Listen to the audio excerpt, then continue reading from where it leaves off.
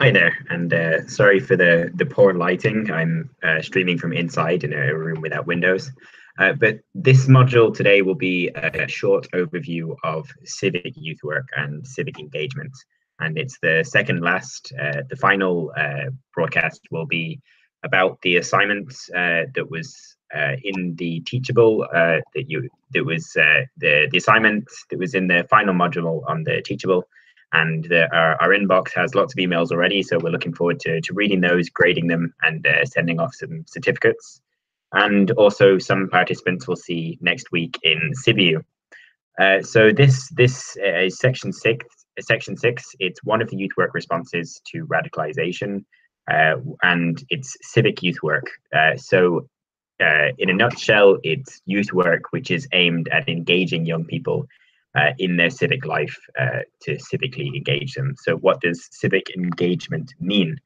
So civic engagement is closely related to political engagement. Civic engagement is any engagement which brings you into contact with your community. So civic engagement could be something as simple as joining a local club, or something as institutional as joining a local decision-making committee for an event or a festival or some community event. And it's linked to political engagement in as much as often, is this still on? It's linked to political engagement in as much as often when someone is civically engaged or trying to make a change on a civic level, it brings them into contact with the state. And anytime that you engage with the state, that's known as political engagement. So that's how civic engagement and political engagement are often related and linked. So that's what civic engagement is. And how can youth work engage people in their communities? Well, it can offer a space for young people to critically evaluate their community, to be with their peers and look around and identify their community for what it can be and for what it is. First, it offers a space. It also offers expertise from the youth worker side. It allows expertise from different young people to get together to share experiences there.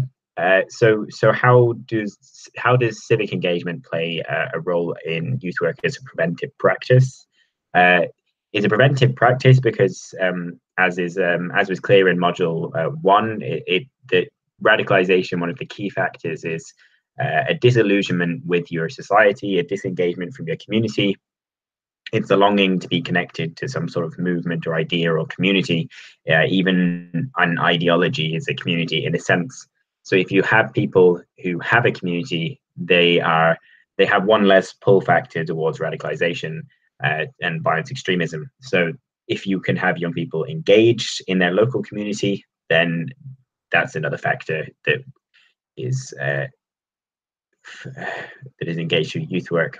So an example of a civic youth work project would be a youth service facilitating young people to be involved in the decision making of the creation of a new park. So if there's a park being landscaped by the local town or city council, young people could be involved and participate in the decision making over what is held in this park.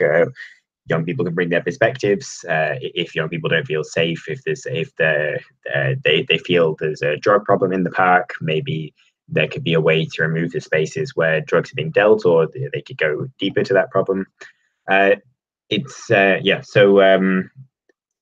Young people will be engaged in decision making, because when you're engaged in decision making, you're being given ownership over your community and your immediate surroundings. And when someone has a sense of ownership over their surroundings, that's the next step from a feeling of ownership is a feeling of responsibility.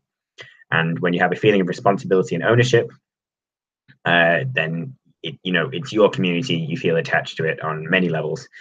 So a good case study of civic engagement is from Ireland. In Ireland in 2002, Cóla na nÓg, which is Irish for youth councils, was launched in every local authority in the country as part of the National Children's Strategy. And these are fundamentally just youth councils that exist on a very local level and mirror the local authorities' structure and size. They're funded by the state and funded very well. So finance is not too much of a barrier in allowing young people to access these. And they tackle local issues by engaging young people, typically from schools, and bringing them to a semi-formal environment in which they can share their expertise, bring on further expertise, and critically view their community around them. That, for a lot of people, is their first step into civic engagement. And it's quite interesting to see that people who've been through that system are now seeing themselves in civic engagement roles across Ireland. So that's a real life case study, and it's quite interesting that when the state was looking for the expertise to run these councils, they tendered it out, and regional and local youth services were the bodies which took up the tenders and ran these youth councils, as youth work is already organically without state programs facilitating civic engagement in many ways and on many levels. But we have to be careful when we're looking for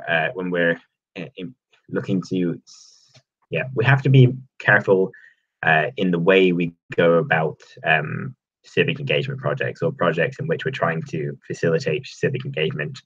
There's a few key critiques of most programs. I'll just go through the benefits first. So when youth participate in established empowerment programs, they see a variety of benefits. The practice of youth involvement and empowerment becomes embedded within the organizational and community culture. So over time, there's this cultural change. Instead of young people being there on the side, young people are integrated into decision making. They're given delegated authority. They're truly participating, and it's just something that happens rather than something that needs to be forced. Adults and organizations also benefit from empowerment programs. They both become more communicable and responsive to youth in the community, which leads to program improvements as well as increased participation from youth. However, one of the major critiques of youth empowerment is that most programs take a risk-focused approach. There has been a major emphasis on what is going wrong in their lives rather than what goes right, and it portrays young people as a problem that needs to be fixed, and displays the process of development as a process of overcoming risk. So what that's saying is that a lot of the time empowerment programs are saying, right, there's a drug or there's a crime problem in this town. Let's pump money into this service here. Let's get young people civically engaged, but let's do it to stop this crime. And youth work is being instrumentalized to solve a social issue.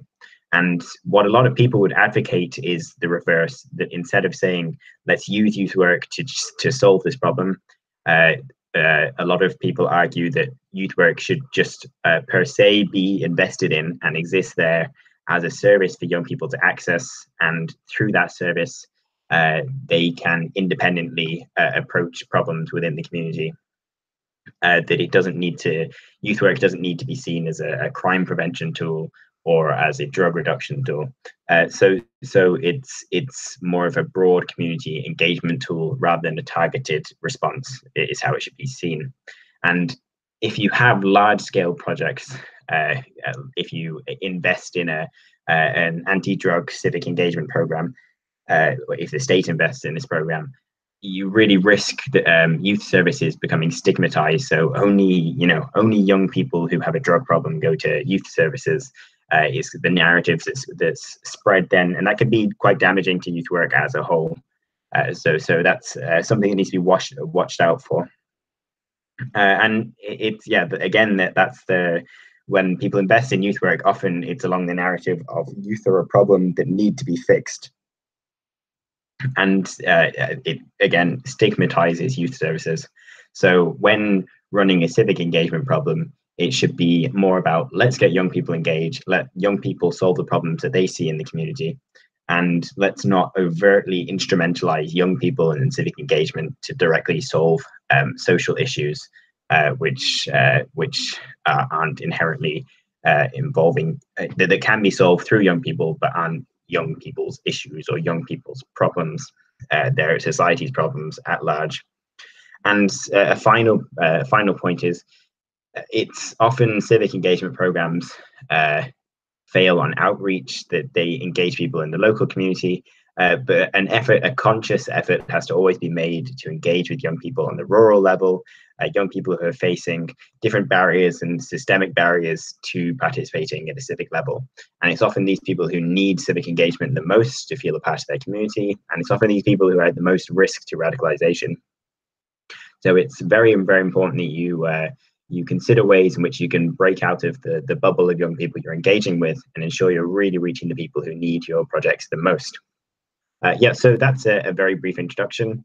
There'll be a PDF published with this with links to other resources. This is just a very broad discussion of the topic, and hopefully the participants in we see in CiviU have a brief overview of what civic engagement and civic youth work entails. So that's great, and see you in the next module.